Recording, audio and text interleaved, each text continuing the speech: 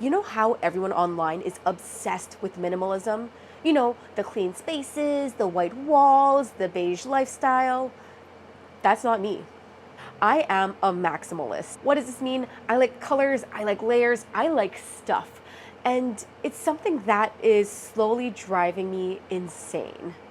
My space, it feels alive. It feels like me, that kind of like weird chaos. But it's starting to feel like too much. And that needs to change. For the longest time, it kind of came from like a feeling of more is more.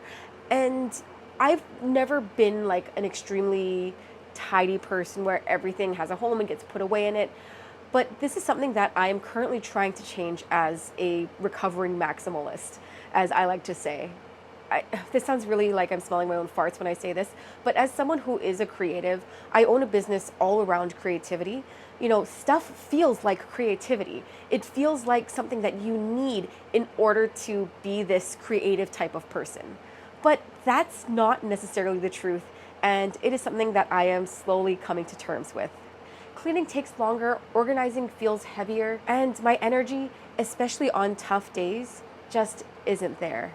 So I have been thinking about what enough really looks like. When I moved out of my larger home into a 500 square foot studio, that was really the beginning of my decluttering journey. I was forced in that moment to really declutter and begin simplifying my life because there was just not enough space for all of my stuff. And it was hard because every box of donations, those things felt like they held memories. So it felt very heavy to donate it. But looking back now, it is something that absolutely needed to happen. This move has really forced me to think about what I actually use and what is just taking up physical and emotional space. Funnily enough, I moved into this current place just about a month ago, and I need to move again, hopefully within the next 2 months, but we will see. The main one is that this building is not as accessible as it seemed to be at first. For those of you that don't know, I am chronically ill. I am what's called an ambulatory wheelchair user. So I can stand and I can walk for short distances, but on very bad health days, I need to have my wheelchair. And the setup here is just really weird. I don't want to dox myself, so I'm not going to say exactly what the struggle is. But I will say that this place is very stair heavy, even though it has elevators available. When I first started my maximalism journey, I don't know if I really want to call it a journey because that's just who I am as a person. But when I started my maximalism journey, my health wasn't as bad as it is now. I did not need a wheelchair until about a year ago. So these health struggles have really made it apparent that I need to have less stuff. Because if I cannot use my wheelchair around the house, I'm really limiting myself to what I can do even in my own home. I am not going to be a minimalist, but what I am going to be is an intentional maximalist. I want to simplify my life, but still have the core things that make me happy. For example, you can kind of see it right here. I love The Nightmare Before Christmas. The Mare is my favorite Disney princess of all time, so instead of having this huge Nightmare Before Christmas collection that I used to have, especially at the old place, I have decided to simplify my life, simplify my collection to just the things that I really like. And a lot of that is this guy right here, the Mayor. My journey in being a recovering maximalist is not rooted in having nothing. So I don't want to be a minimalist. I don't want a capsule wardrobe. I want to keep my comfort. I want to keep my happiness, but I want to get rid of the overwhelming feeling of having too much stuff, which that's how I'm feeling right now. As a craft business owner, the hardest part is really getting rid of stuff. The crafting reality is that when you're a crafter, craft supplies are just little gremlins that just multiply. You don't know when, you don't know how, but the next thing you know, you start off with a single sewing project and then you have bins full of fabric. It's, that button, that ribbon, all of these things just appear. And as they appear, many times these things just feel like they are essential. They're not. When creativity is part of your job, all of these things feel necessary for your creativity. You need variety, and that's how your ideas grow.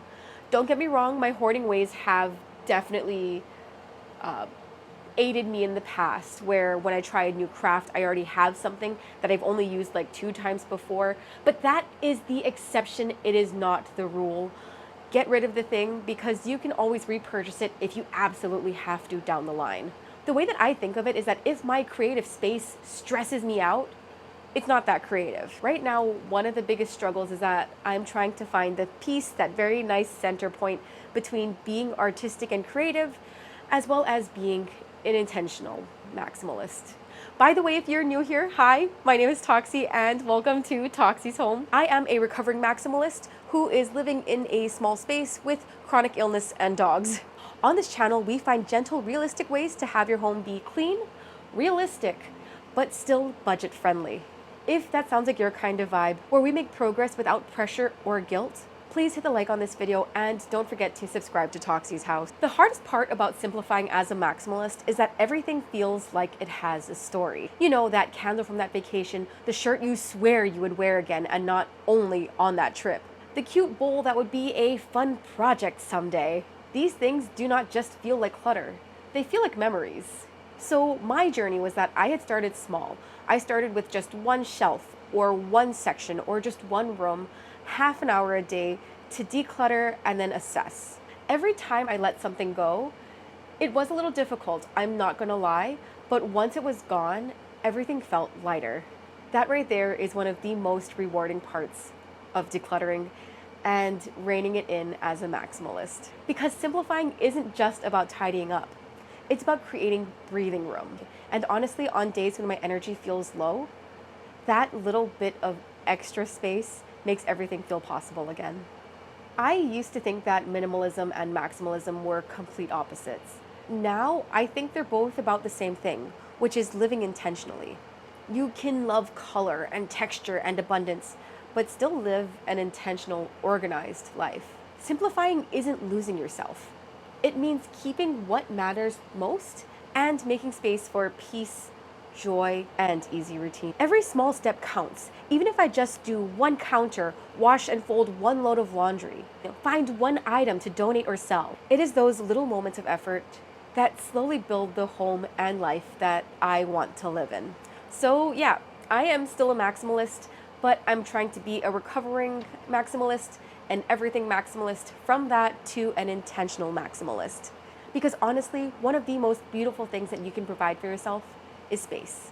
If you're a fellow maximalist, craftive, or creative who is trying to simplify their space, let me know in the comments because I would love to hear how your journey is going. And remember, we're not aiming for perfect. Perfect does not exist. We're looking for progress, just one gentle step at a time. Thank you so much for being here today, and don't forget to like and subscribe for more content. Bye.